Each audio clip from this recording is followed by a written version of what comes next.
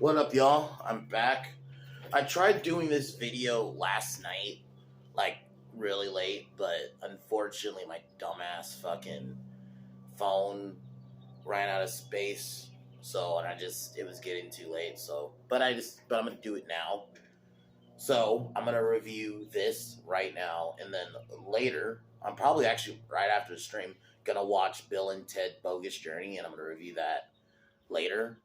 And then tomorrow will be Evil Dead, which I cannot wait for. So we're gonna kick off the Evil Dead movies tomorrow, and then I'm gonna continue on with the Bill and Ted movies later tonight. So, but right now, this is a movie that it kind of made sense to review after I finished Tarantino's films because this is a Tarantino film. Some people's eyes, this isn't because he wrote it, but for me, I consider it more of a Robert Rodriguez film or like a joint film. That's why I just decided not to review it alongside it. So, but I had to review it eventually. So we're reviewing today From Dusk Till Dawn. This movie came out in 1996, so about 2 years after Pulp Fiction and a year before Jackie Brown. So the movie, pretty much the premise is Seth Gecko and Richard Gecko. Well, Seth played by shit. Anyway, Seth and Richard Gecko, played by both George Clooney and Quentin Tarantino. And I gotta say, probably Clooney's my favorite Clooney role in a movie. So they start off as robbers who are holding up a liquor store, and Texas Ranger Earl McGraw shows up and is having a conversation with the clerk. Goes to the bathroom.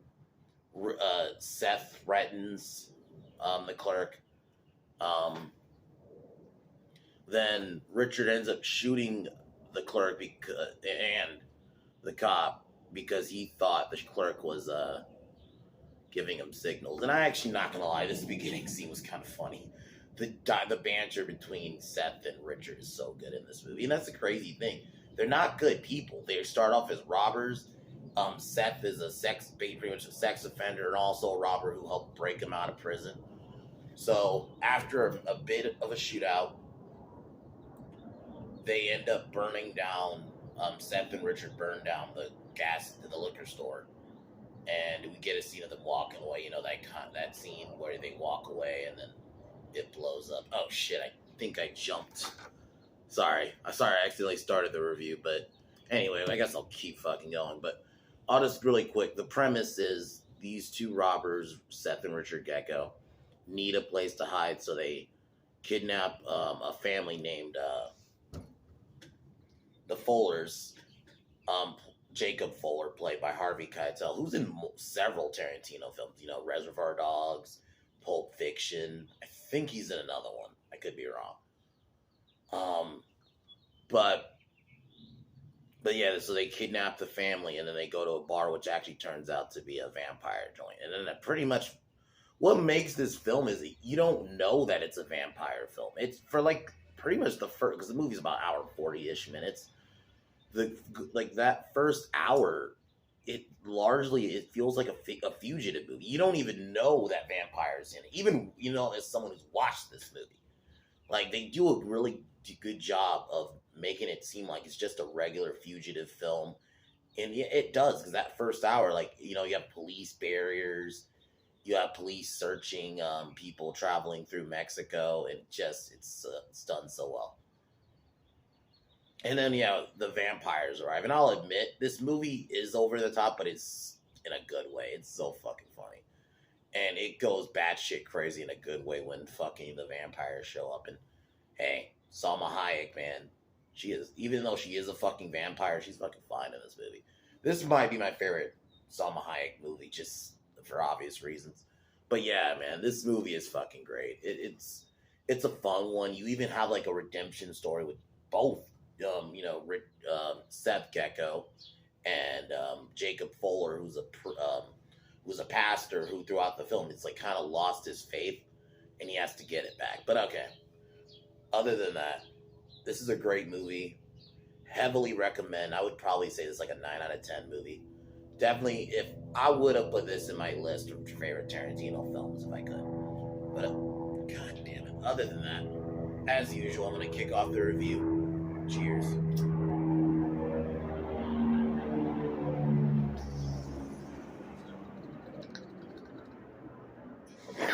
So, like I said, after Seth and Richie blow up the liquor store, which I actually thought was a nice little scene, they end up finding a motel inn, and it's revealed they have a hostage who's like this bank teller, and basically, well, out. Seth basically threatens to tell her if we'll keep you alive if you just stay out of our way and follow the rules. While Seth goes out, he comes back.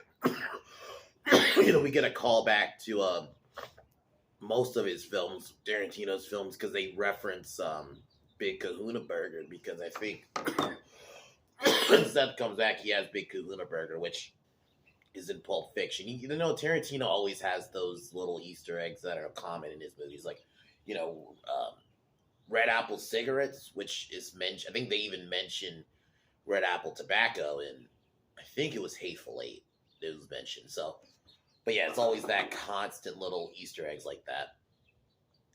So this is where Seth finds out that because there's after Seth left, Richard called the girl over, but then he gets back. Turns out he had killed the girl. They don't show fully, but he ends up killing the girl. Seth freaks out on him, and then the Fullers show up, and played the dad Jacob, played by Harvey Keitel. The daughter as Catherine, played by Juliette Lewis, she was in like a bunch of movies at this time period. And then Scott Fuller, who's the younger brother. So they arrive at the end. They have a little scene in the beginning because they have like a trailer home where they run into Seth, but then Seth and Richard show up, kidnap them, and basically tell them that if they don't help, they don't cooperate, that he'll kill them. So Richard gets the RV and they load everybody up, and then I like this movie because you get a little bit of, even though they are robbers and are kidnapping them, the dialogue between between Jacob and Seth is really good. And Seth basically assures Jacob that if you cooperate, he'll keep Richard away from his daughter, and that they'll survive the night. So they basically have to get. So Jacob has to smuggle Seth and Richard into Mexico, and so they can meet with Carlos. Then we get a scene where Jacob arrives at like a police barrier before they get to Mexico. And I think one of the cops was Cheech Marin. It looked like him. He obviously looks into the RV and doesn't find anything. But there was a scene before there.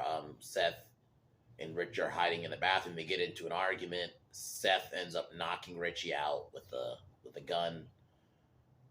Cheech looks and doesn't find anything.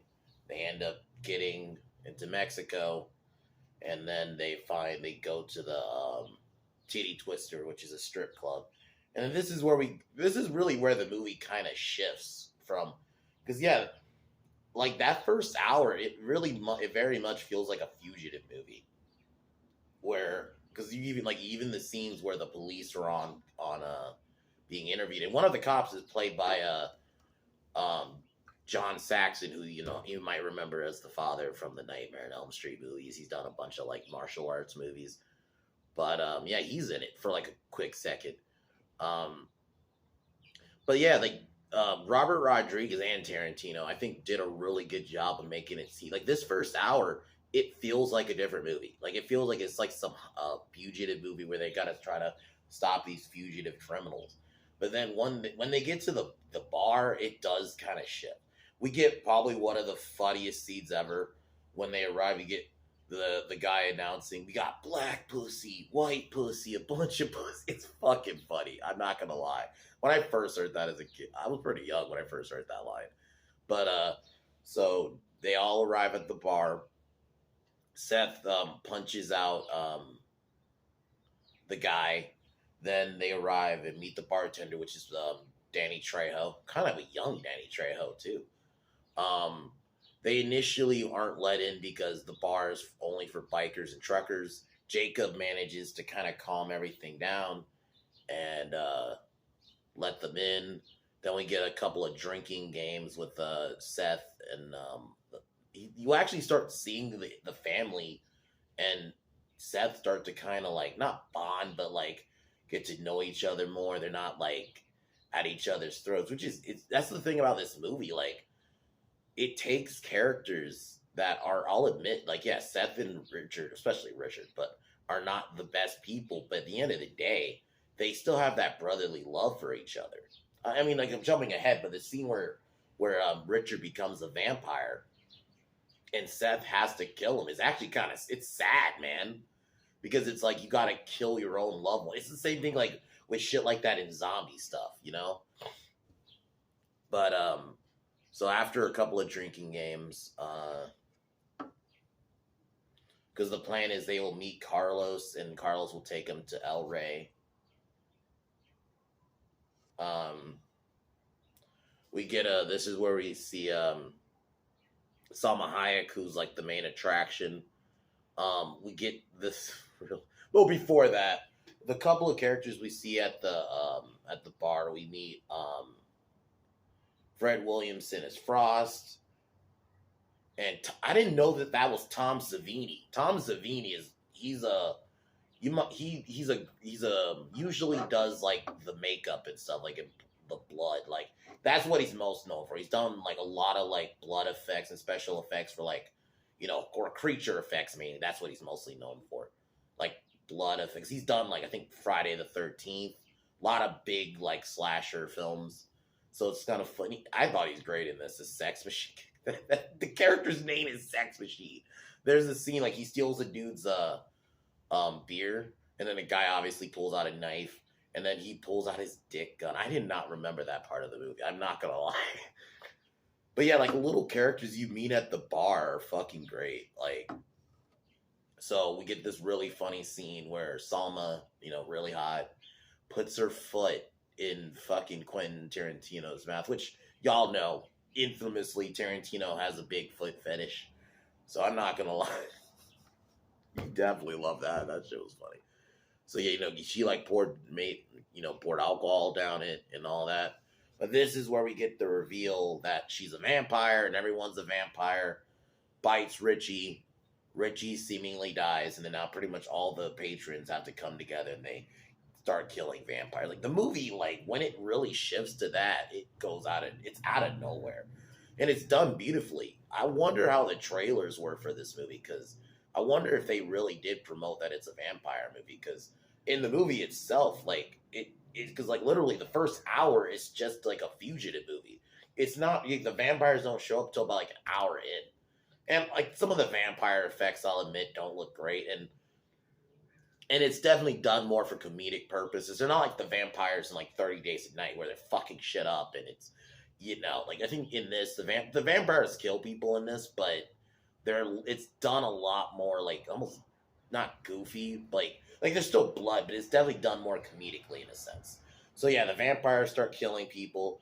We see Frost, played by Fred Williamson, great actor. He's done a lot of like those old 70s black movies. I don't like calling it black exploitation, but yeah, he's done a lot of those movies.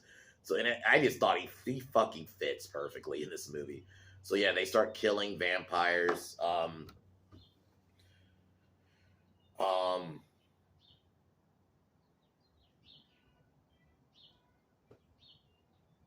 So yeah, they start killing vampires.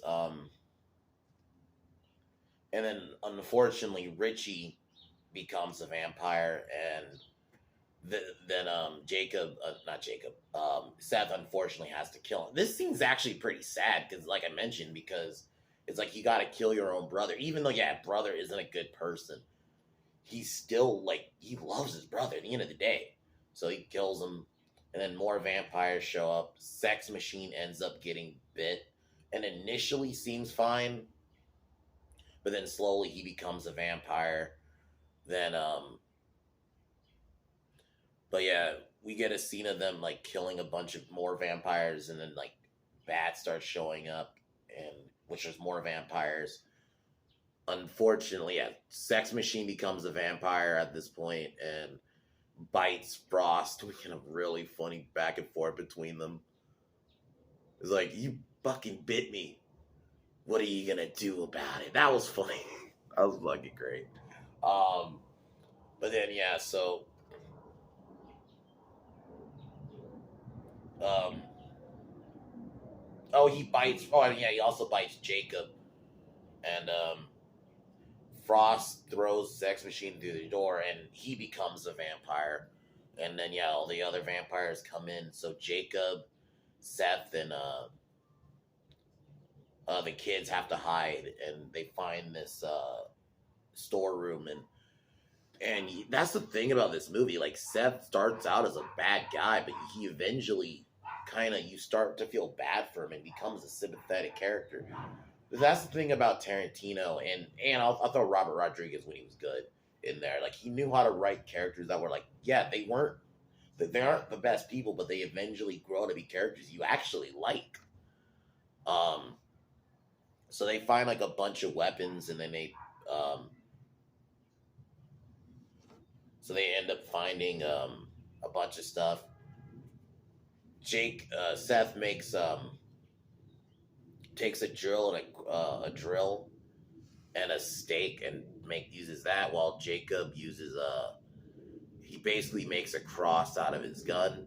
And then this is the part of the film where he gets his beliefs back, because throughout the film he's a pastor, but due to his wife's death, it almost like his faith kind of went away.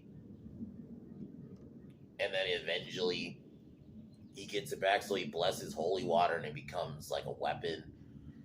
Juliet gets a crossbow, while Scott gets a water gun, but they use holy water, so it's pretty much acid to the vampires. We get a fight, like a final fight scene where they all are killing the vampires. And after doing a good number on the vampires, um, Jacob ends up becoming a vampire, and Scott hesitates to shoot. And it's understandable because this is your father. Yeah, he's a vampire, and yeah, normal like logic should be, yeah, shoot him. Yeah, he was your father, but they're not anymore. But it's understandable still with that hesitation. That's your father. So, and Scott ends up getting killed. Um,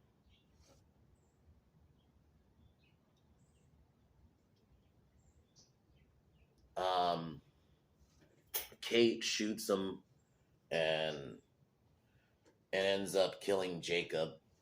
The vampires start surrounding them, and then they start shooting holes into the wall, which lets in light. And then Carlos and his bodyguard show up, which lets in sunlight. Then we get a final scene between Seth and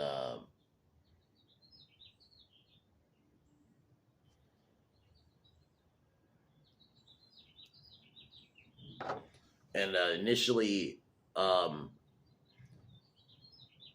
Kate wants to go with Seth to El Rey, but he says it's not safe, so he leaves her with some money, and she drives away in the RV. And then the film ends. I gotta say, this movie is really good. It's fun. It's a nice, like, kind of redemption story for multiple characters. You have Jacob Fuller, the dad, who, lost his faith, but he eventually gets it back and he starts killing. Yeah, unfortunately, he dies in the end. But and then obviously Seth, who he starts out as a robber, but eventually starts actually caring about people. Well, he cares about his brother before, but like he actually cared about the safety of the Fullers throughout the film, and it's so good in that. And it's just a fun ride. You got some cool kills. I like the set pieces, that like I always kind of like that desert kind of setting. I think the vampires were done great. Like I said, favorite George Clooney movie is this one. I think the Oceans movies are up there too, but he is so good in this. Because he's playing a character he usually doesn't play. Because he's usually the suave kind of guy in a film, so it's kind of cool to see him not as that in this. Um, Quentin did a good job acting, and it's kind of cool to see him in like a movie, like because he's done movies, but he's usually like a smaller role. But in this, he's in it for a lot of it. So I thought he did really good as did a good job playing creepy Richard. Harvey Keitel as Jacob was great. I like this movie is fun over the top. You get like the dick scene, the dick gun scene. The obviously there's like titties everywhere in this movie, and it's a fun movie, but definitely like they did a good job of like I mentioned this a lot in this review. They did a good job of making it like seem like it's just a regular fugitive movie until the vampires show up, because it doesn't feel like a vampire movie for like a large chunk of it until they get to the bar. So, but like I said, a 9 out of 10 movie, one of Tarantino's best scripts, because he did the screenplay. Robert Rodriguez, probably my favorite Robert Rodriguez film, and I definitely recommend. Even if you just want like a fun hour and 40 minute just vampire killer movie, watch this. There are some parts where it does go a bit over the top, but it's done in a fun way. It's not done in like, okay, this is cringe. So, but I heavily recommend this movie. So later, I will be reviewing Bill and Ted's Bogus Journey, so that should be fun. So yeah, but other than that, I'm gonna cheers to this movie and peace out.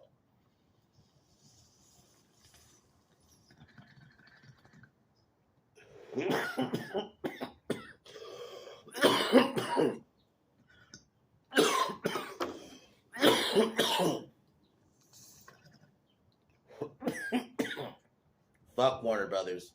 Fuck Disney. Fuck LeBron. Fuck Seth Rogen. fuck Colin Kaepernick. And fuck the Biden administration. I'll talk to y'all a little bit later. Peace.